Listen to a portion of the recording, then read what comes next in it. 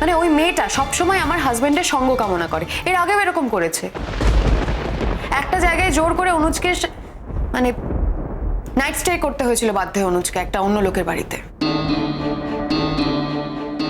যাই হোক, এসব অনেক কথা, এসব আপনাদের অত কাজেও লাগবে না।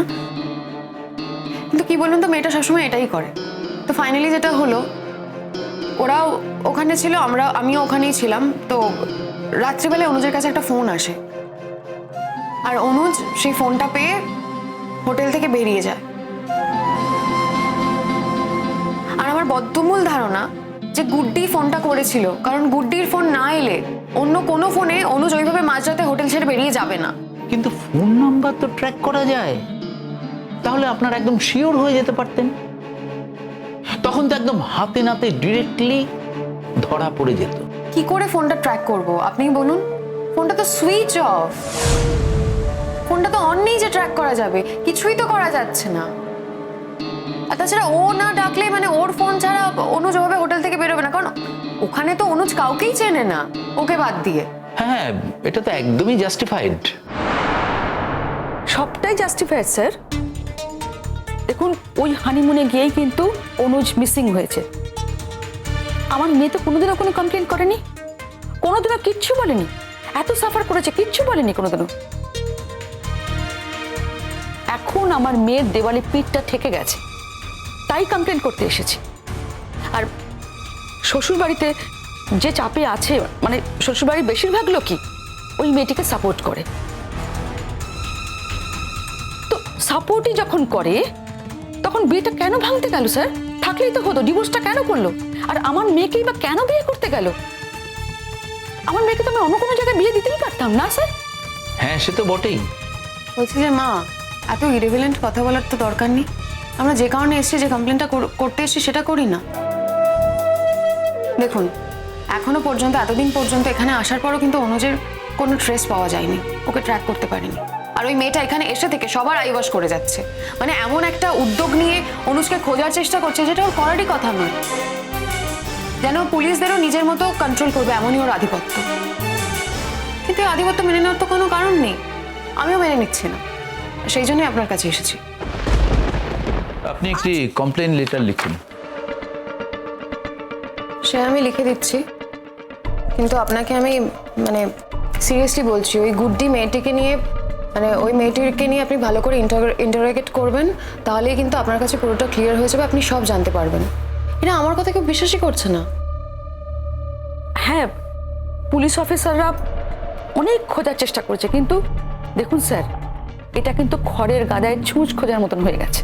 কিন্তু আমরা জানি যে ছুঁচটা ঠিক কোথায় আছে, কিন্তু কেউ আমাদের কোনো হেল্পই নিচ্ছে না স্যার। আর সেই কারণে আজকে আপনার কাছে আসা স্যার। আমার হাজব্যান্ডের জীবন ফেরানো নিয়ে কথা, ওকে বাড়িতে ফিরিয়ে আনা নিয়ে কথা।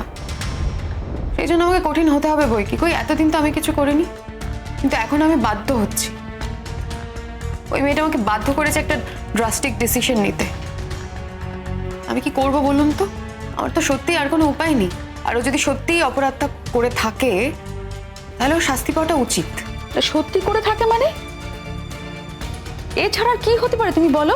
দেখো মা, আমি 99.9% শিওর যে গুড্ডি এটা করেছে, ওর এর মধ্যে হাত আছে। কিন্তু যতক্ষণ না সঠিক মানে প্রমাণ পাওয়া যাচ্ছে, প্রমাণিত হচ্ছে, ততক্ষণ তো আমি জোর দিয়ে বলতে পারি না। আমি একটা জিনিস বুঝতে পারছি না। দেখুন, ধরে নিলাম ওর হাত আছে, কিন্তু মোবিলাইজড করবে কি করে?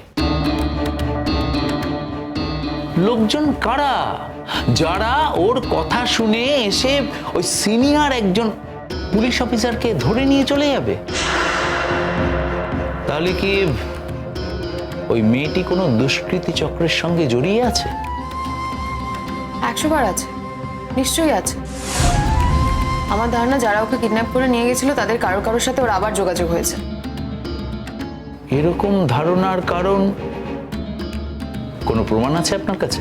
সবকিছু তো প্রমাণ দিতে পারবো না ওভাবে। তবে রিসেন্টলি ও পাহাড়ে চলে গেছিল, যেখানে ওর পাহাড়ে যাওয়ার কোনো কথাই ছিল না।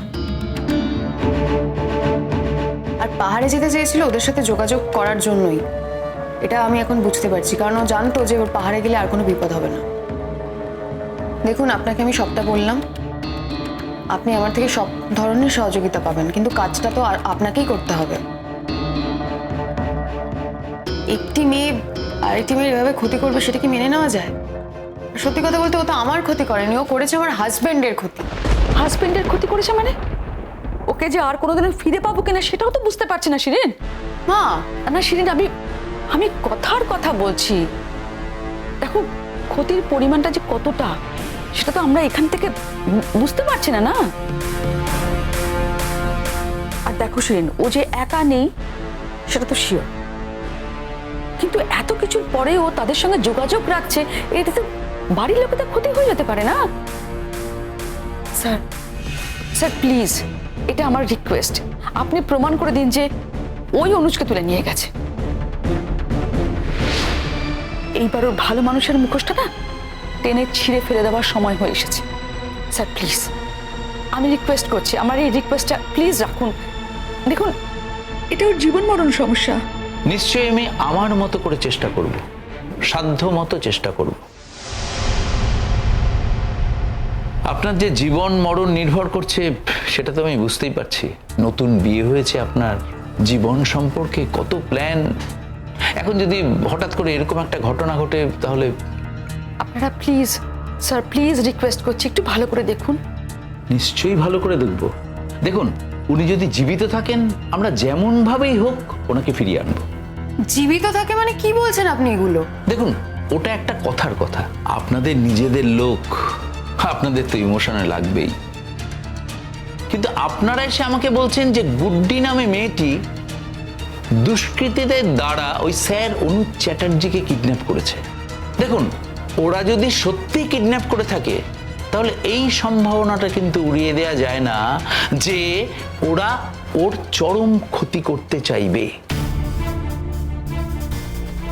আর স্যারের উপরেও ওদের দিক থেকে কিন্তু রাগ থাকার যথেষ্ট কারণ আছে। তাই বলছিলাম যে এই কথাটা অন্যভাবে নেবেন না প্লিজ। না, আমরা কোনোভাবেই নিচ্ছি না স্যার, শুধু এইটুকু চাই যে আপনারা একটু সিরিয়াসলি কেসটা দেখুন।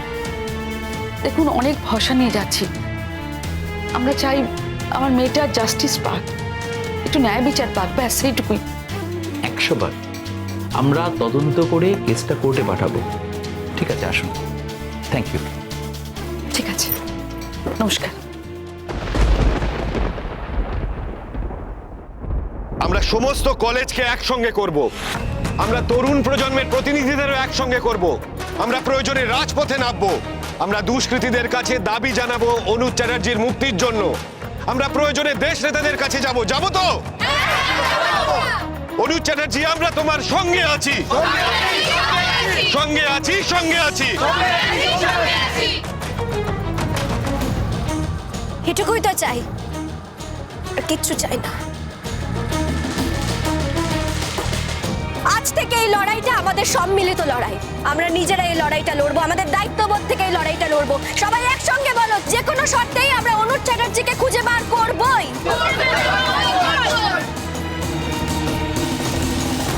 আমাদের সঙ্গে স্যার আছেন, আবির চ্যাটার্জি, অনুজ চ্যাটার্জির দাদা। আমাদের এই লড়াইটাকে তিনি কতটা সমর্থন করছেন ওনার মুখ থেকেই একবার শুনে নেব। Sir please.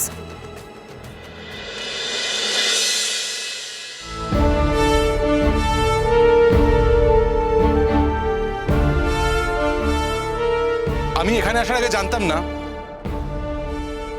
এই সমাবেশের উদ্দেশ্য কি। অনুমান করতে পেরেছিলাম যে গুড্ডি এই সমাবেশটা ডেকেছে অনুজ চ্যাটার্জির জন্য। তারপর এখানে এসে দেখলাম আমার অনুমান অক্ষরে অক্ষরে মিলে গেছে। অনুজকে অপহরণকারীদের হাত থেকে ফিরিয়ে আনার জন্য যে উদ্যোগ গুড্ডি নিয়েছে তা অভিনব, তা অনবদ্য।